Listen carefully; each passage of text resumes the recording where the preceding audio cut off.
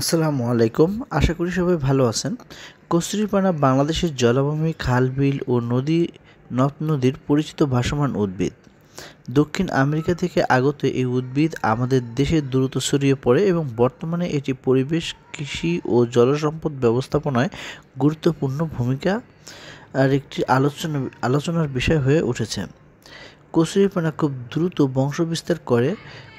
মাত্র কয়েক সপ্তাহের মধ্যে এটি এক বিস্তীর্ণ জলাভূমিকে ঢেকে ফেলতে পারে।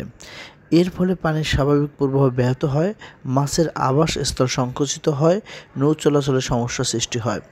কৃষি জমিতে পানি নিষ্কাশনে বাধাগ্রস্ত হয়ে ফসল উৎপাদনেও নেতিবাচক প্রভাব পড়ে। অতিরিক্ত কচুরিপানার অক্সিজেন কমিয়ে জলজ প্রাণীর জীবনচক্র বিঘ্ন ঘটায়। তবে শুধু সমস্যাই নয়, কচুরিপানার রয়েছে উল্লেখযোগ্য সম্ভাবনাও। এটি দিয়ে জৈব সার, পশুখাদ্য, হস্তশিল্প, আসবাবপত্র এমনকি বায়োগ্যাসও তৈরি করা সম্ভব। গ্রামীণ নারী উদ্যোক্তাদের জন্য কচুরির পানা দিয়ে তৈরি চাটাই ব্যাগ ও সাজসজ্জার সামগ্রী অর্থনৈতিক সম্ভাবনার নতুন দিগন্ত খুলে দিয়েছে।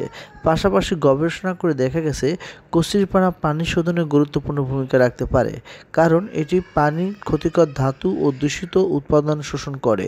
সুতরাং কচুরিপানা শুধু জলজটের উদ্ভিদ হিসাবেই নয়, সঠিক ব্যবস্থাপনা ও প্রযুক্তি ব্যবহারের মাধ্যমে এটি সম্ভাবনাময় সম্পদ হিসেবে বিবেচনা করা উচিত।